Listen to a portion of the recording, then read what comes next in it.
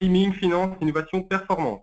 Nous accueillons aujourd'hui Moïta, consultante fiscaliste internationale, et Sandrine, elle aussi, consultante fiscaliste. Bonjour et bienvenue. Bonjour. Moïta et Sandrine, vous vous présentez les mesures les plus importantes de la loi rectificative de finances 2016 et de la loi de finances 2017. Au programme, nous verrons la fiscalité des entreprises, les crédits d'impôt, fiscalité immobilière, douane et TVA, la fiscalité internationale, et enfin, contrôle fiscal and compliance. La présentation durera 45 minutes avec un temps de réponse prévu pour vos questions. Ce webinaire se veut donc être interactif. Nous vous encourageons à poser vos questions via l'onglet chat et nous y répondrons en cours et en fin de présentation. Je laisse la parole à Sandrine sur le point fiscalité des entreprises. Oui, bonjour à tous.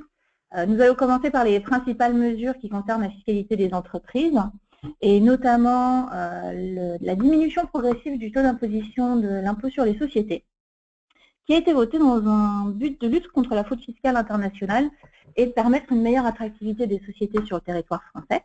L'article 11 de la loi de finances 2017 prévoit une diminution progressive de ce taux d'imposition et également un élargissement du champ d'application du taux réduit. Donc, tout d'abord, concernant le taux normal, il va passer de 33,1 actuellement et depuis le 1er janvier de cette année, les PME peuvent bénéficier pour la fraction de leurs bénéfices inférieurs à 75 000 € du taux réduit de 28%. Cette diminution en fait sera progressive à la fois concernant la part du bénéfice, qui pourra bénéficier de cette diminution, mais également les sociétés qui pourront en bénéficier. Donc, dans un premier temps, comme je vous l'ai dit, ce sont les PME. Ensuite, cette diminution s'étendra à l'ensemble des sociétés pour une partie de leurs bénéfices uniquement, c'est-à-dire 500 000 €. Et ensuite, elle sera applicable à l'ensemble des bénéfices en fonction du chiffre d'affaires réalisé par les sociétés. Je vous laisse regarder un petit peu le tableau qu'on a repris. Donc, c'est une diminution qui s'achèvera pour l'ensemble des entreprises et l'ensemble des bénéfices pour les exercices ouverts à compter du 1er janvier 2020. La deuxième série de mesures concerne donc l'élargissement du champ d'application du taux réduit de 15%, qui jusqu'à présent ne concernait que les PME dont le chiffre d'affaires était inférieur ou égal à 7 630 000 € et dont le capital était détenu à plus de 75% par des personnes physiques. Donc ce taux réduit sera désormais applicable à compter de 2019 à l'ensemble des PME dont le chiffre d'affaires est inférieur ou égal à 500 millions €. Alors, la deuxième série de mesures qui concerne l'impôt sur les sociétés, c'est l'aménagement du mode de calcul du 4e acompte d'IS pour les grandes entreprises. Ce taux en fait, du 4e acompte d'impôt sur les sociétés est applicable dès les exercices ouverts au 1er janvier 2017 et le taux en fait, est augmenté en fonction des sociétés et de leur chiffre d'affaires. Donc, il passe pour le dernier acompte à 80% de l'IS estimé pour 2017 lorsque le chiffre d'affaires est compris entre 250 millions € et 1 milliard d'euros, à 90 au lieu de 85% pour les entreprises dont le chiffre d'affaires est compris entre 1 milliard et 5 milliards d'euros, et à 98% contre 95 actuellement pour les entreprises dont le chiffre d'affaires est supérieur à 5 milliards d'euros. Alors, une autre mesure qui concerne les entreprises, qui concerne indirectement également l'impôt sur les sociétés et les distributions qui sont faites par les sociétés, c'est la mise en conformité de la contribution 3% sur les revenus versés. Alors, cette contribution 3% fait couler beaucoup d'encre récemment. De nombreux contentieux ont été ouverts sur sa constitutionnalité, mais également sur sa conformité au droit européen. Et le 30 septembre 2016, le Conseil constitutionnel a décidé, considérant en fait que l'exonération de la contribution 3% qui est possible pour les revenus distribués entre sociétés d'un même groupe fiscalement intégré était une différence de traitement qui était injustifiée et donc inconstitutionnelle. La clé de cette décision réside en fait dans sa date de prise d'effet, puisque le Conseil constitutionnel a décidé que cette inconstitutionnalité ne serait applicable qu'à compter du 1er janvier 2017. Donc ça laissait une petite fenêtre au législateur pour remettre en conformité à la Constitution cette contribution de 3%. Donc, après de nombreuses tergiversations sur le quid de cette contribution, est-ce qu'elle allait être étendue, est-ce que l'exonération allait être étendue, est-ce que la contribution serait maintenue pour toutes les sociétés, mais à un taux inférieur, le législateur a décidé en fait d'étendre l'exonération aux distributions mises en paiement à compter du 1er janvier 2017, aux revenus distribués entre sociétés qui remplissent les conditions pour être membres d'un groupe fiscal intégré, et également aux revenus distribués à des sociétés étrangères dès lors que les sociétés liées remplissent les conditions pour être membres d'un groupe fiscal intégré. Donc, en fait, il suffit de pouvoir répondre aux conditions de détention, notamment de 95%, qui sont fixées par les articles 223A et 223A bis du CGI, pour pouvoir prétendre à cette exonération de 3%. Donc, ce qu'il y a à retenir, c'est que cette exonération, elle est désormais ouverte à la fois aux sociétés membres de l'Union européenne, comme aux sociétés établies à l'étranger. Toutefois, il faut quand même que les sociétés établies dans les États hors de France, en fait, aient conclu avec la France une convention internationale, et donc cette mesure ne concerne pas les sociétés qui sont établies dans un État ou territoire non coopératif. D'autres séries de mesures concernent notamment des taxes plus sectorielles, comme la TASCOM ou la C3S, qui est la contribution sociale de solidarité des sociétés. Donc, concernant la TASCOM, la loi de finances pour 2017, elle a créé un acompte pour le paiement de la majoration de la taxe sur les surfaces commerciales. Donc, pour les établissements en fait, d'une surface supérieure à 2500 m², il existe donc une majoration de TASCOM, et celle-ci doit désormais être obligatoirement payée via le versement d'un acompte égal à la moitié de la TASCOM majorée, qui sera bien évidemment imputable sur le montant de la taxe due l'année suivante. Concernant la C3S, donc la contribution sociale de solidarité des sociétés, même si elle était censée disparaître en 2017, il y a plusieurs années, le gouvernement avait mis en place toute une série de mesures visant à sa suppression, et cela via des abattements, donc le premier à 3 250 000 €, le second à 19 millions. Elle ne sera finalement pas supprimée. L'abattement de 19 millions perdure.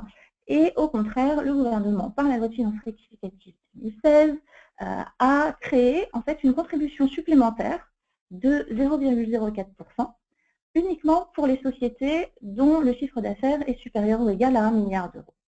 Alors, cette contribution supplémentaire, en fait, sera intégralement imputable sur le montant de la C3S acquitté l'année suivante. Elle devra être déclarée et reversée en fait sous forme d'acompte de 90% du montant de la contribution supplémentaire, et cela au plus tard le 15 décembre de l'année au titre de laquelle elle est due.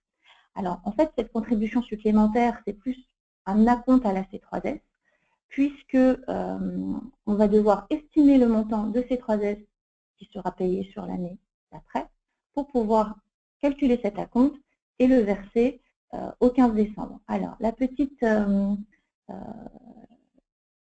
je dirais particularité, c'est que contrairement à la C3S elle-même, cet acompte pourra faire l'objet d'une provision.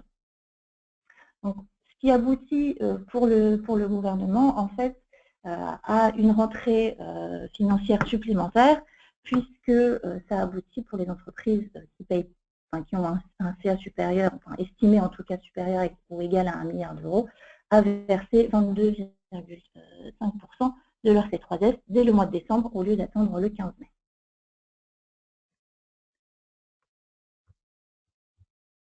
Crédit d'impôt, donc vu par Sandrine.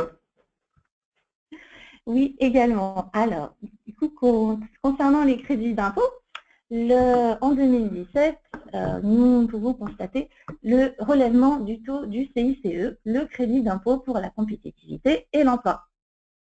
En fait, ce dispositif, il avait été envisagé plutôt de l'arrêter et de créer en fait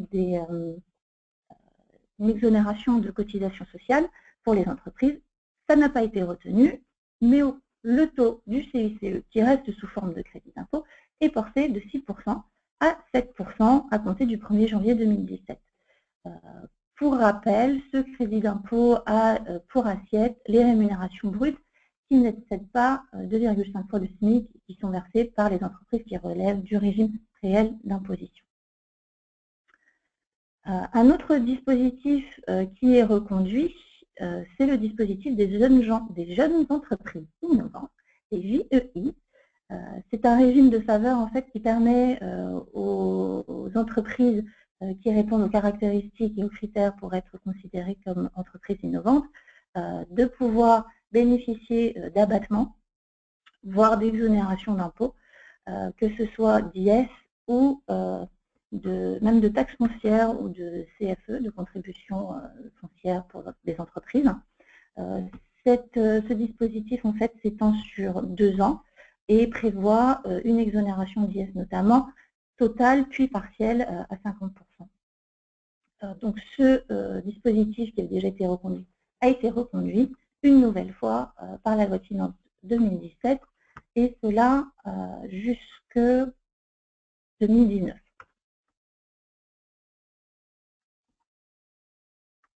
Alors, pardon. Un autre dispositif qui là concerne peut-être un petit peu moins d'entreprises, mais qui a été étendu, c'est le CIMA, le crédit d'impôt métier d'art. Ce crédit d'impôt en fait concerne toutes les entreprises qui sont listées comme étant des entreprises des métiers de l'art, a été reconduit jusqu'au 31 décembre 2019 et il permet en fait de bénéficier d'une exonération d'impôt de 10%.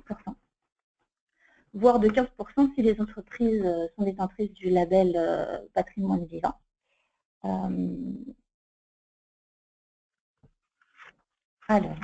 Du coup, ce dispositif a également été étendu aux entreprises spécialisées dans la restauration de patrimoine pour les dépenses éligibles à compter du 1er janvier 2017. Concernant ces crédits d'impôt, il y a également une nouveauté, qui est la création du crédit d'impôt taxe sur les salaires. En fait, c'est pour permettre aux sociétés qui ne pouvaient pas bénéficier du CICE, donc du crédit d'impôt compétitivité emploi, de pouvoir bénéficier d'un régime attractif, puisque ces sociétés qui ne payaient pas d'IS ne pouvaient pas bénéficier du CICE. Le gouvernement a décidé de créer pour les organismes sans but lucratif et assimilés, qui sont redevables de taxes sur les salaires, un crédit d'impôt égal à 4% des rémunérations comprises dans l'assiette de la taxe sur les salaires qui sont inférieures à 2,5 fois le SMIC et qui sont versées au cours de l'année civile.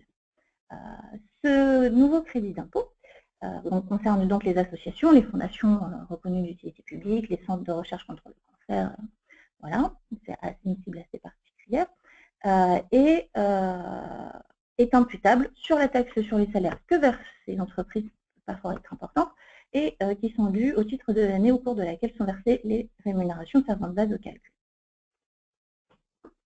Alors, nous avons une question d'un participant.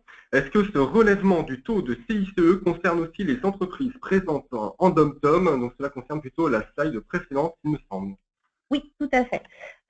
Concernant le relèvement du crédit d'impôt, alors, ce relèvement ne concerne pas les entreprises qui sont installés dans les départements d'outre-mer, puisqu'il y a déjà un taux de CICE qui est plus important, qui est de 9%. Donc celui-là, il ne bougera pas, il ne sera pas augmenté. D'accord, merci Sandrine. Alors, nous allons voir la fiscalité immobilière, toujours avec Sandrine. Oui, c'est encore moi. Alors, concernant la fiscalité immobilière, on va commencer par un petit rappel sur la révision des valeurs locatives des locaux professionnels. Cette fameuse révision des valeurs locatives qui a été reportée à de nombreuses fois est désormais et officiellement applicable en 2017. Elle concerne à la fois la taxe foncière et la cotisation foncière des entreprises. Et elle consiste très rapidement, je ne vais pas m'étendre sur la RVL, parce qu'on a, je crois, un webinaire qui est disponible et qui est fait par nos experts en la matière.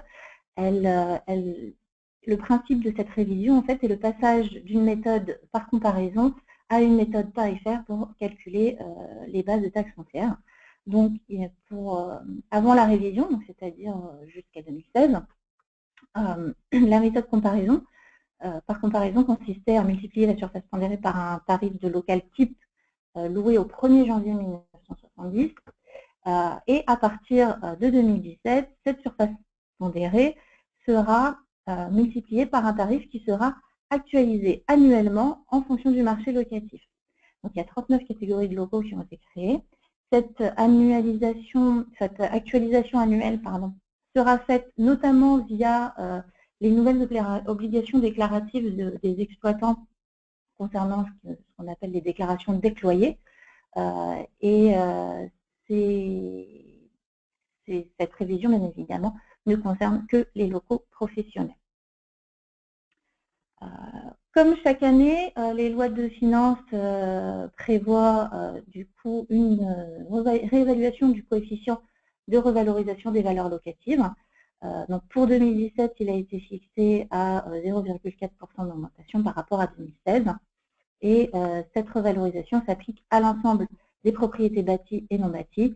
Et la nouveauté également pour 2017, c'est que ce coefficient est calculé sur l'inflation réelle et non plus sur l'inflation constatée au 3e trimestre de l'année précédente. Alors, récemment ont également été votés, donc en tout début d'année, les tarifs de la taxe sur les bureaux et de la taxe additionnelle sur les stationnements. Donc, il y a une augmentation cette année de 2,18%, que ce soit pour les tarifs de la TSBCL, la taxe sur les bureaux, pour faire plus simple, et également concernant la taxe additionnelle sur les stationnements. Alors, pour la taxe sur les bureaux, on peut juste noter qu'il y a eu des modifications dans la détermination et le classement dans les circonscriptions qui servent au calcul de la taxe, et que certaines communes ont pu bénéficier du déclassement en 3e circonscription, alors que 3 communes qui précédemment avaient été déclassées reviennent en 2e circonscription. C'est notamment le cas de Comble-la-Ville, de Lognes et d'Arcueil.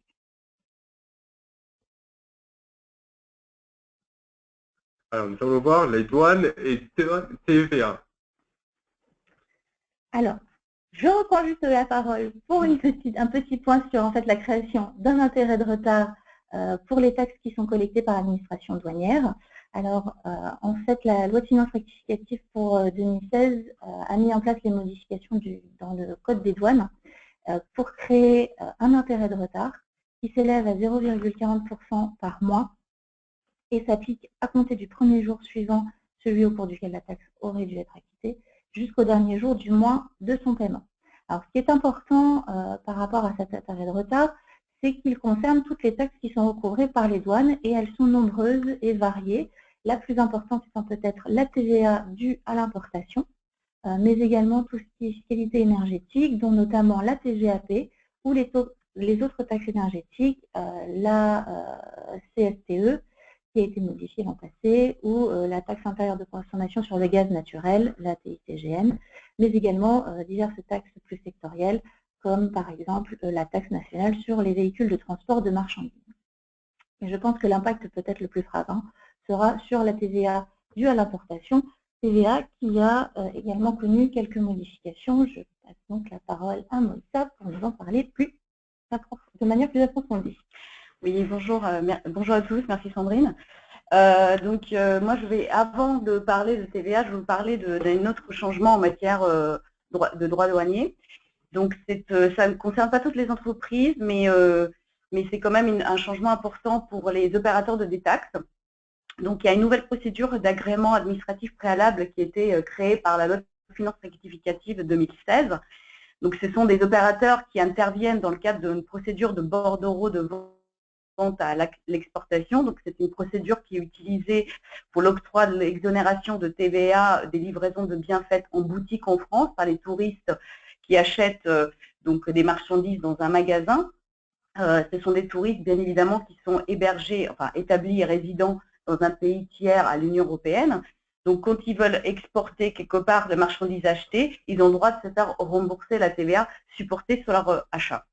Donc, ces opérateurs interviennent pour le compte généralement des vendeurs, donc soit dans le cadre d'un contrat classique de facturation, donc c'est un ils sont mandatés, donc soit dans un contrat de subrogation, donc ils agissent dans leur propre nom et pour leur propre compte. Donc ces opérateurs devront désormais remplir un certain nombre de critères pour bénéficier de cet agrément. Donc surtout 3 critères, donc un critère de fiabilité, donc il faut qu'ils prouvent qu'ils sont fiables, qu'ils ont un dispositif de sécurisation de leur opération au moyen d'un système informatique sécurisé, qui sont solvables financièrement. Et 3e critère, c'est qu'ils sont intègres, donc ils n'ont pas été sanctionnés par des faits et manquements graves et répétés aux règles prévues par les codes des douanes ou les codes généraux des impôts. Donc ils auront un certain nombre d'obligations également à respecter pour pouvoir bénéficier d'agréments. Je ne listerai que certaines obligations. Donc ils devront assurer la télétransmission des données électroniques via une plateforme qui sera mise en place par l'administration, utiliser un système d'évaluation et de gestion des risques, informer le personnel et former le personnel et le client concerné sur des nouveautés en matière de cette procédure de détaxe, et porter à la connaissance de l'administration fiscale toute modification. Donc, cette sanction, par exemple, en cas de non-respect d'une de ces conditions, peut aller de 60 € par bordereau non télétransmis jusqu'à 300 000 € en cas de manquement à l'une des 3 autres obligations. Donc, les sanctions relativement élevées. Donc, entrée en vigueur de cette nouvelle mesure est prévue pour le 1er janvier 2018, donc on a encore une année. Toutefois, une période transitoire a été prévue pour les opérateurs qui exerçaient déjà cette activité avant l'entrée en vigueur de cette nouvelle disposition, qui pourront exercer donc sans agrément jusqu'au 1er juillet 2019. Voilà pour les mesures douanières à proprement parler. Maintenant, enchaînant sur la TVA, donc taxe sur la valeur ajoutée, donc il y avait d'autres mesures qui étaient prévues pour la taxe sur la valeur ajoutée, mais on en a relevé 2 relativement importantes. Donc, première qui concerne l'autoliquidation de la TVA à l'importation, dont Sandrine mentionnait tout à l'heure. Donc, autoliquidation de TVA à l'importation n'est autre que paiement et déduction simultanée donc, de cette TVA sur la CA3, donc déclaration de chiffre d'affaires, que les entreprises déposent mensuellement ou trimestriellement. Donc, cet article 87.4 de la nouvelle loi rectificative 2016 donc, prévoit donc, une nouvelle disposition. Donc, premièrement, elle modifie le dispositif d'autoliquidation de TVA qu'on a pu connaître avant en supprimant totalement l'agrément à la PDU, donc procédure de dédouanement de domiciliation unique. Et deuxièmement, il aménage le dispositif en le substituant un mécanisme d'autorisation à celui de l'option. Pour rappel, au 1er janvier 2015, le régime d'autoliquidation était ouvert aux seuls détenteurs d'un agrément PDU. Ensuite, à partir de 1er mai 2016, avec l'entrée en vigueur de Code des douanes, plus la circulaire qui a été émise par les autorités douanières en juillet 2016, a eu pour conséquence d'ouvrir ce dispositif à tous les opérateurs communautaires sur simple demande. Quant aux opérateurs établis hors Union européenne, seuls ceux dont le représentant était titulaire pour leur compte d'une procédure de dédouanement avec domiciliation unique pouvaient opter. Donc aujourd'hui, on insiste à une ouverture de ce dispositif à tous les assujettis qui sont redevables de la TVA à l'importation en France. Donc bien évidemment, sous réserve de remplir un certain nombre de conditions. Donc par exemple pour les sociétés françaises et les sociétés établies à l'Union européenne et identifiées à la TVA en France, le bénéfice implique qu'ils aient effectué au préalable au moins 4 importations au sein de l'Union européenne dans les 12 derniers mois précédant la demande, que le dispositif, qui dispose d'un système de gestion des écritures douanières et fiscales qui permettent un bon suivi de ces opérations d'importation, de justifier d'une absence d'infraction grave dans la période au cours des 12 derniers mois suivant la demande, et de justifier une solvabilité financière aussi dans les 12 derniers mois précédant la demande. Donc, en fait, les options qui existaient avant l'entrée en vigueur de ce nouveau dispositif et qui sont toujours en cours de validité restent valables jusqu'au 31 décembre de la 3e année de cette option. Cependant, ils ne pourront pas bénéficier d'une recondition tacite, mais devront faire objet d'une nouvelle demande d'autorisation à l'issue de cette période. Donc, en fait, on voit ici que c'est une nouvelle, quelque part, mesure de compétitivité, donc puisqu'elle permet aux entreprises de sortir moins de trésorerie, et c'est quelque part un levier de reconquête, disons, de dédouanement en France, puisque les sociétés étrangères ont jusqu'à présent un peu boycotté le dédouanement en France, puisqu'elles préféraient le faire en Belgique ou aux Pays-Bas, les pays qui connaissaient l'autoliquidation de la TVA à l'importation depuis de nombreuses années. Ensuite, une deuxième mesure en matière de TVA, rapidement, c'est la déduction progressive de la TVA sur les frais d'essence. Comme vous le savez, probablement, ces dépenses ont été jusqu'à présent exclues de droits de déduction. Mais donc l'article 31 de la loi rend progressivement déductible la TVA de ce type de dépenses afin de l'aligner sur le régime du gazole. Donc, normalement, en janvier 2021, on devait arriver au même niveau que la déduction pour le gazole qui est de 80%. Alors, nous avons une question d'un participant liée donc au renforcement des déclarations, des obligations déclaratives, pardon. Est-ce que les entreprises non établies dans l'Union européenne peuvent profiter du dispositif d'autoliquidation? Oui, donc tout à fait. Donc c'est vrai que je ne l'ai pas précisé.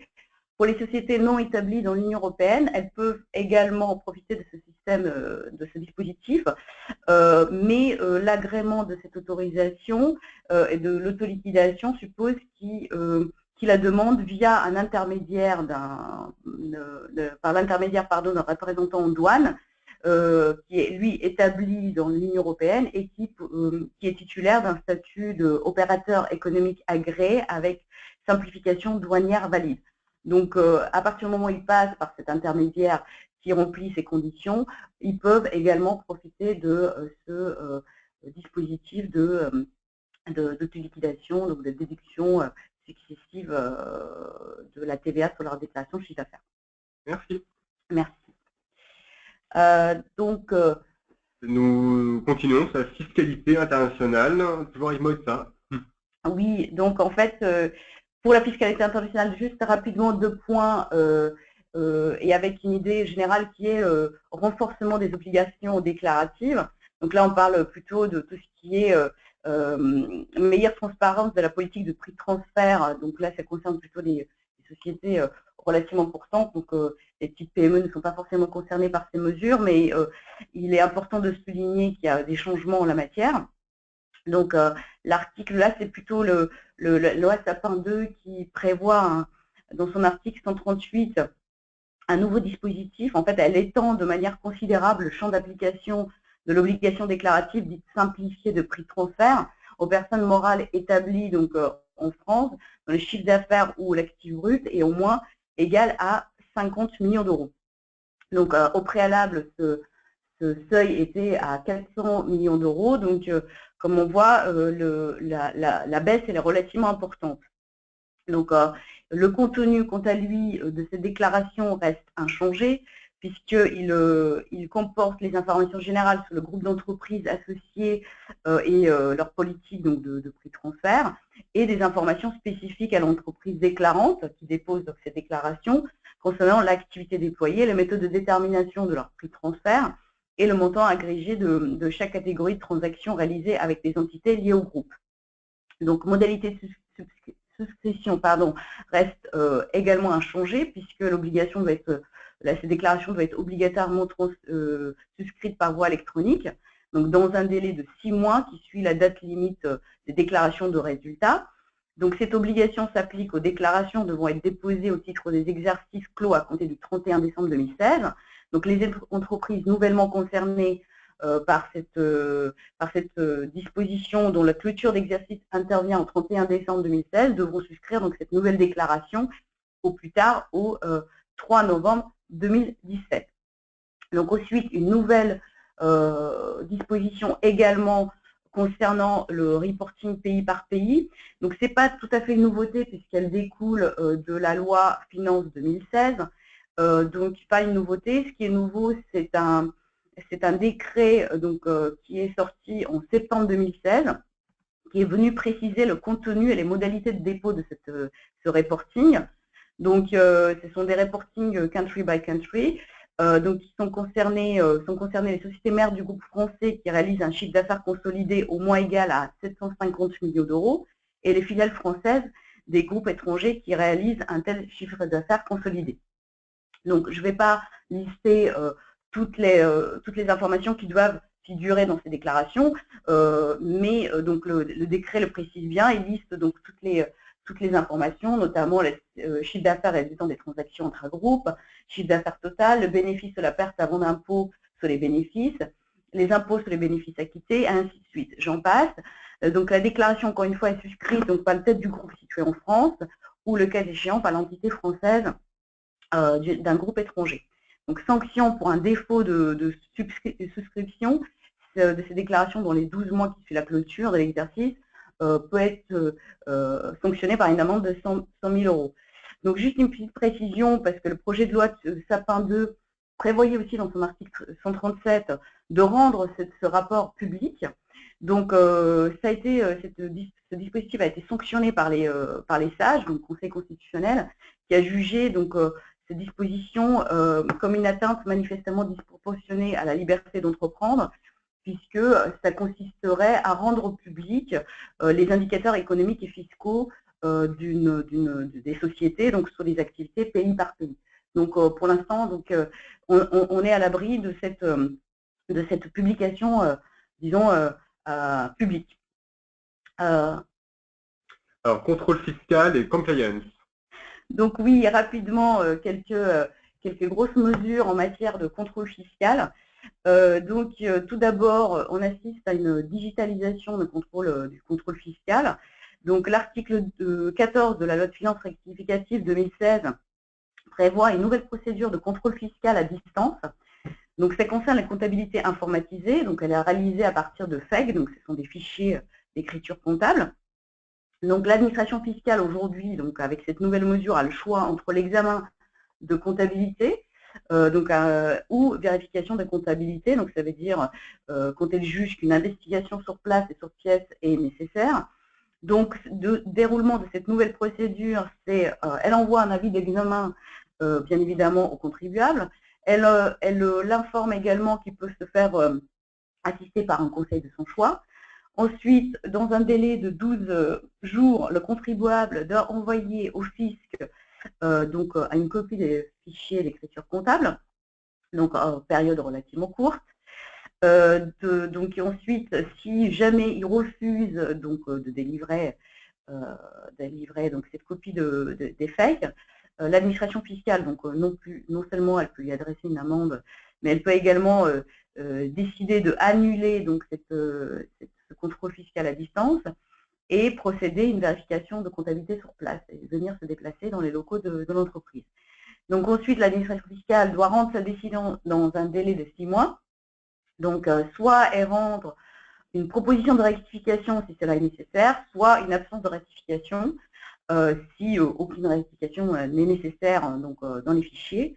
Elle précise également la nature et les traitements et le résultat des traitements qu'elle a réalisés. Et elle est censée également à ce moment-là détruire les copies des FEC qui ont été transmises. Donc dans ce cadre cette procédure, les garanties et les modalités des procédures sont identiques à la vérification de comptabilité. Donc le contribuable peut profiter des mêmes garanties, donc ça veut dire instaurer un dialogue oral ou contradictoire avec l'administration fiscale. Il a droit à toutes les informations sur les pénalités, droits et taxes qui vont être applicables à son cas. Il a également la possibilité de recourir à une supérieure hiérarchique, donc de contrôleur qui a procédé à la vérification, et ainsi de suite. Donc, qui bénéficie vraiment de toutes les garanties et modalités de vérification de comptabilité. Sanctions sont assez importantes, donc une amende de 5 000 euros à défaut de transmission de la comptabilité dans les délais impartis, qui peuvent, à cela peut se rajouter 10% du montant en cas de régularisation pour un montant plus élevé. Donc un contrôle assez assez sérieux et donc surtout qui permet à l'administration fiscale donc, de contrôler l'entreprise à distance. Deux autres contrôles, là pour le coup, les contrôles sur place. Donc une nouvelle procédure rapidement donc, qui concerne la première, toutes les demandes de remboursement de crédit TVA déposées donc, à partir du 1er janvier 2017 et donc tout ce qui touche au contrôle fiscal des reçus fiscaux. Donc la procédure de demande de remboursement de TVA, c'est bien évidemment une procédure de réclamation contentieuse, donc au sens de livre de procédure fiscale. Donc cette nouvelle disposition donne donc la possibilité à contrôleur de venir instruire donc cette demande directement dans les locaux du contribuable, donc notamment quand le contrôleur a un doute sur la sincérité de la demande. Donc jusqu'à présent, l'administration fiscale avait deux types de contrôle, donc soit elle profitait du contrôle de vérification de comptabilité pour procéder à cette vérification de demande de crédit TVA, soit elle procédait à un contrôle sur pièce. Donc là, on est vraiment entre les deux contrôles, donc moins lourd qu'une vérification de comptabilité et plus complet qu'un contrôle sur pièce.